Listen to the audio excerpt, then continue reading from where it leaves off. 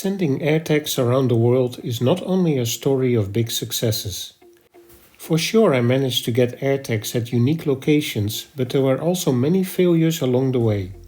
This video is about the 10 AirTags that didn't make it.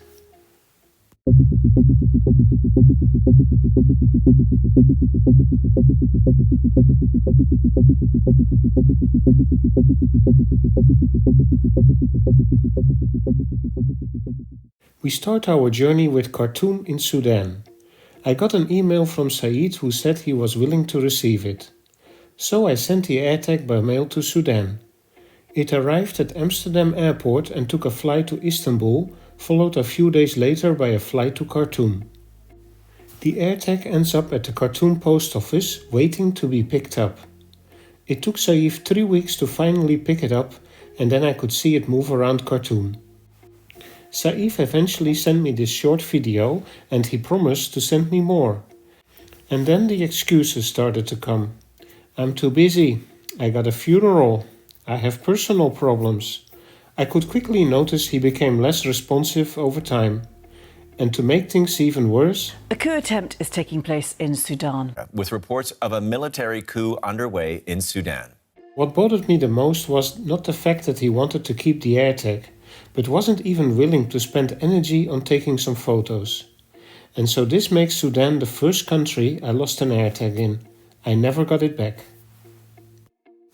From Sudan we go to my home country, the Netherlands. Every morning I listen to Radio 10, a popular radio station in the Netherlands. I decided to mail one of the DJs and ask if he could take a photo of the AirTag being in the Radio 10 studio. To make things easy for him, I included a self-addressed and stamped envelope. Easy peasy, right? The envelope made it eventually to the Radio 10 studio in Hilversum. It then stopped updating around 4:45 in the morning. This is about an hour before the radio show will start. It stayed quiet for a few days and then I picked it up in Diemen, a small town near Amsterdam. The next update was from a waste disposal service in Amsterdam. It was obvious that the AirTag had been trashed and it would not be coming home. From the Netherlands we go to Kabul in Afghanistan.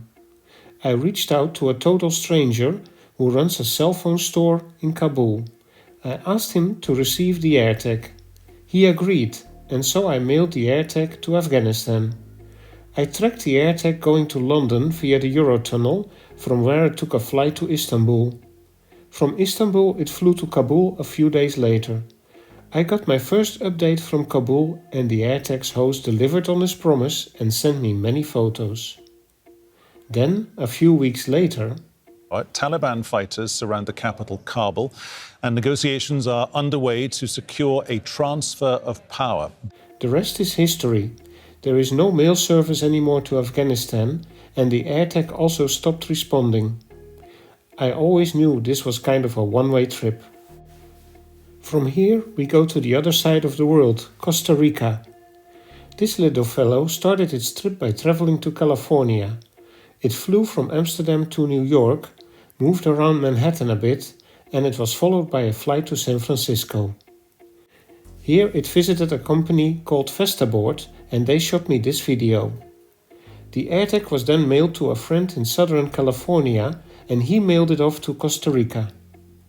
The AirTag first flew from Los Angeles to Memphis, from Memphis to New York, and then on to Atlanta.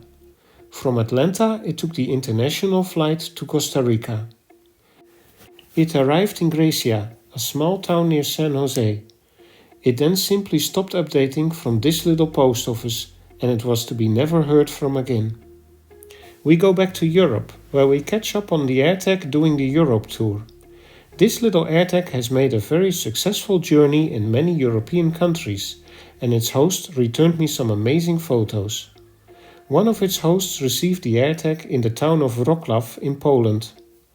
All was fine until I received this message. The AirTag had ended up in the laundry machine. So the AirTag was sent back to me, but the electronics were too damaged. Using parts of a new AirTag, I managed to create a sort of Frankenstein AirTag and mailed it off to Malta so it could continue its journey. Next is Uzbekistan. Just like Afghanistan, I managed to get in touch with a cell phone store in Tashkent, which was willing to receive the AirTag. I mailed the AirTag and it made its way to Amsterdam airport. It flew to Istanbul and then on to Tashkent. So far, all is good. It ends up at the main post office of Tashkent and then it doesn't get delivered. Its host contacted the post office, but they couldn't find the envelope. After a few weeks, it started to move around Tashkent like it would be delivered, but it always ended up at the post office again. Then suddenly it showed up at the residential area of Tashkent. Using the Yandex Street View function, I could get an idea of the situation on the ground. After about a month, it went offline and I never heard from it again. Now we go to South America, where Buenos Aires is the scene of the crime. This AirTag started its journey by visiting a girl in Ankara. She took some photos of the city and she mailed the AirTag to Diego in Buenos Aires. It took a long flight from Istanbul to Sao Paulo. And on the Sao Paulo airport webcam, I could actually see the Turkish Airlines aircraft carrying my AirTag taxiing around the tarmac. So far, this trip is pretty successful. A few hours later, it took the same flight to Buenos Aires. The AirTag ended up at this Correo Argentino post office. It was stolen within a few days and it showed up at a residential neighborhood from where I got many updates. I made a video about this AirTag in more detail. The last action I did was send a letter in Spanish to these 5 houses asking them if they knew about my AirTag. It went offline a few weeks after I sent the letters, so I guess I spooked somebody. We go back to Europe, Chernobyl in the Ukraine. I tracked the AirTag doing its journey over land, where it ended up with its host and he carried it to Chernobyl and Pripyat during several trips he made. One of my requests to him was to leave the AirTag behind so we could see if the AirTag would pick up any activity at night. When he went back to recover the AirTag a few weeks later, it was gone. The last location of the AirTag reported was from a factory building I had been myself a few years earlier. After this, I never received any more updates. We go back to the Netherlands where another AirTag was lost. The plan was to send this little cutie to William in the UK, from where we would do a joint trip to Pakistan. I mailed the AirTag that same evening and it ended up at the PostNL sorting center in Zwolle. This is always a stop before it goes on to the International Mail Center in The Hague. However, it didn't leave from there. It just kept on updating for a few days. William received the envelope, but it was empty. There was no AirTag. And this is weird, because the envelope was still perfectly sealed. Eventually the AirTag pinged from a town up north, and from there it made its way to an industrial area. The property is owned by D.S. Smith, a paper recycling company. How it ended up from a closed envelope into the paper trash is a mystery to me. The last AirTag number 10 was an experiment. I sent the AirTag to Kiev in the Ukraine. Since the Russian invasion of Ukraine, the mail service pretty much kept on working, and I was curious to see if it would actually arrive. I decided to send the AirTag to Yakabu, a bookshop inside the main building of the post office. I picked this place on purpose. There are several webcams watching over this building. So I sent the AirTag, and after arriving in The Hague, it made a trip to Warsaw in Poland by truck. A few days later I could see the AirTag move in the Ukraine and it entered Kiev from the south, which was at that time the most safest route. It arrived at the central post office of Kiev and about 2 weeks later it was delivered to the building where the bookshop is.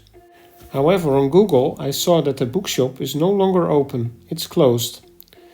The AirTag is still sending me updates from Kiev, but I doubt we'll ever see this little friend back again. 10 AirTags lost, but let's try to stay positive and focus on all the AirTags that did make it.